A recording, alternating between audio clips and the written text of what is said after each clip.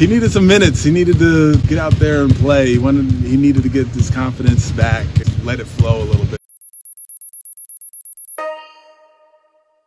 Joshua Evan Christopher, born December 8th, 2001. Today's feature is a player I've enjoyed watching for a long time now, who I think has the talent to be an NBA All-Star.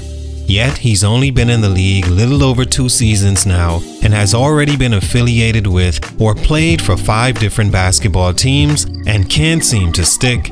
It's hard to believe not one of those teams has found a way to keep this 6'4" shooting guard that clearly can ball whenever given the opportunity. Makes me wonder how much we as fans really know about what's going on to cause a former all-everything in high school, star player for his college team, so much so he was able to leave after just 1 season for the NBA and drafted in the first round to now be auditioning this long for an NBA team to come get him out the minor leagues. Currently, the Miami Heat have him nearby checking his vitals before really making an investment, giving him the opportunity his talent deserves. But as we all by now understand, talent isn't enough in most careers in this world, especially in a sport like basketball that's a revolving door of talent every year that's only getting better and better. In a league at its peak performance with guys scoring 60 and 70 points regularly, who has time to focus on one player that washed his way out of multiple teams for whatever reason? It's not fair, and some people do develop at a slower pace than others, but this has been the game for more than 34 years now since the draft went to 2 rounds in 1989. The rules to it are the same, and so is the fact if you don't begin to produce in a certain time frame, there's 60 picks the next year and we'll just try our hand once again, finding someone who can. Josh Christopher has been somewhat of a child prodigy since his sophomore year in high school. Since then, he's captivated the audience with his dominating game and made for the bright lights personality. He's been a star prospect all throughout his amateur basketball life, some expecting he'd do the same on the NBA level as the next great guard from the Los Angeles area. I've always liked his game, as he reminds me of how superstar players were for their team in the eras before now. Josh Christopher's story to me is also a lot about other factors that go into making and staying in the NBA, like timing, circumstance, development, and even perception, something that fuels confidence in either a negative or positive way.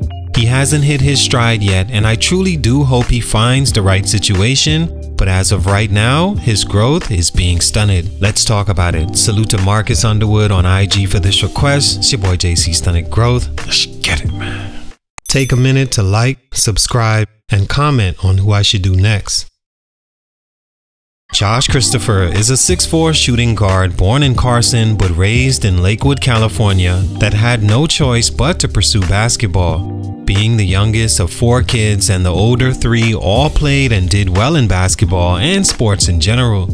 His older brother Caleb remembers the 2 being inseparable growing up, always together in the neighborhood, which meant the younger Josh had to grow up fast to keep up with the older boys. But keeping up was easy, as Josh was the little but bigger brother already, had a personality about him you can't help but allow around, and he's a natural when it comes to basketball. Mix that with his competitiveness and killer instinct you can't teach, and he became everything from Mayfair High School by the time his senior year was at a close, including a McDonald's All-American and gracing the cover of Slam magazine as one of the best young talent in the country. Stunt number 1 could have used another year. The most difficult thing to tell a young prospect in Josh Christopher's position, already on the NBA radar with a chance to become a first-round draft pick, is not to take that opportunity now and figure it out once he gets there. Cause then you have a situation like this, where yes, he is right there, but the circumstances surrounding him being able to show his talent isn't. Christopher, leaving high school as a 5-star recruit and 2nd-ranked shooting guard, had his chance of school to go to, but selected Arizona State to play with his older brother and opportunity to play right away. That's exactly what he did, starting and playing the 3rd most minutes on the team while being their 2nd leading scorer. He did some things well and as expected at over 14 points a game and 80% from the foul line, but but in other aspects he needed more development. When I say development, I know many would say, well, what better place to develop than actually in the NBA, playing against the most talented in the world? Why not take that first round pick opportunity, then polish your game and figure it out on that level? The problem with that is it's not taking into consideration surrounding aspects that affect that development. In college, you chose that program you played and had success with that you knew would fit and showcase your talent in the best way. Leaving at an inopportune time, readiness-wise, can mean you fall to a situation that isn't right for you, and stigma that, well, if he couldn't stick for them or them, there must be some issue with him, and then you lose even the chance to show otherwise. I think Christopher played more into the expectations set for him to be a one-and-done prospect, much like Sharif Cooper, that no matter if he only played 15 games due to a season-ending leg injury, or if he shot barely 30% from 3 and averaged more turnovers than assists, areas that affect all players his size and position once they get to the NBA, he was still going to leave anyway. More time would have improved his draft position, pushing him in or toward the lottery, where he becomes a team's immediate investment, not secondary thought behind their shiny suit-wearing prize pick in the same draft. With the focus on Green and even Sengun, along with Christopher not quite being ready, he almost instantly became a journeyman and now has to fight his way out of it. Stunt number 2, game style for this era. Another issue I think in the way of Josh Christopher getting a solid opportunity is the NBA isn't framed the way it used to be, where his skill set and game style would be more fitted. Josh's game reminds me of the days when the Hornets had Baron Davis, the Nets Stephon Marbury, Sixers Allen Iverson, Miami D Wade, and so on.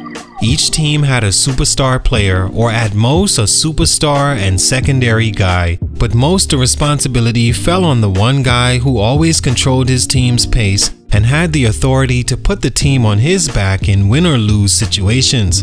Christopher needs the ball in his hands to flourish and make plays for himself and others if he has to. An older style lead guard.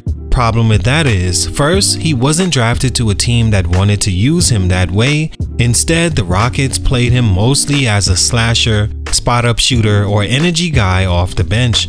A star his whole life that dominated possessions in high school and college, this was new for the one-and-done Christopher. So now that the ball was in his hands less and focus wasn't on him, he fell out of his comfort zone and didn't look like the same player.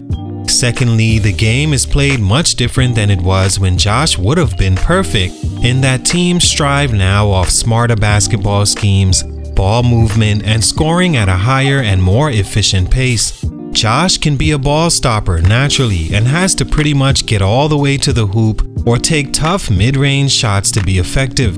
He also doesn't shoot nor make enough threes to play him off the ball consistently, where he's a threat receiving a pass instead of creating for himself.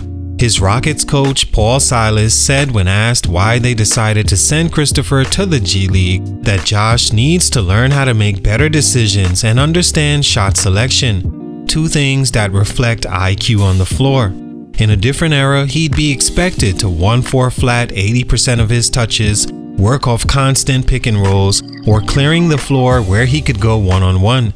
With that not being the game today, more focused on scoring as many points as possible, it's hard to play Josh Christopher heavy enough minutes when he just doesn't fit in. Stunt number 3, chance to show improvement in the right areas. With that said, I think teams at this point are waiting for Josh to finally put it all together and develop into a player that can compete in this era.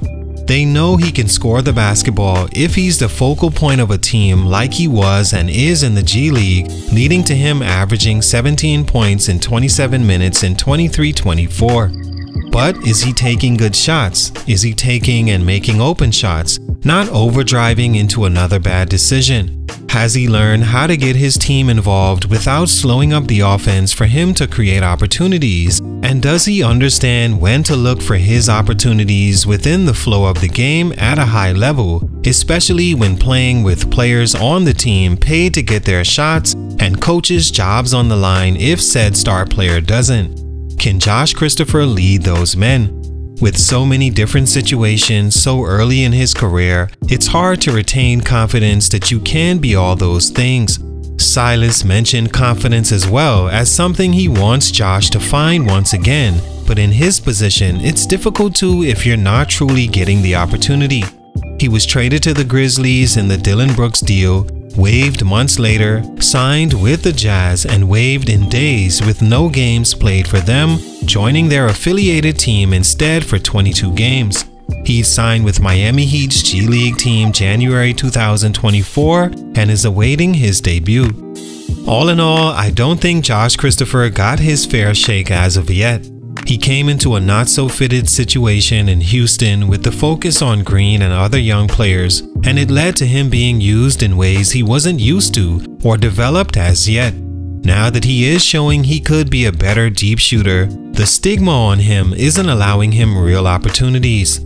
I still believe Josh Christopher will be a solid player in the league once he finds the right place. Salute, much respect, but for these reasons, his growth is currently being stunted. It's your boy JC Stunted Growth, and I'm out.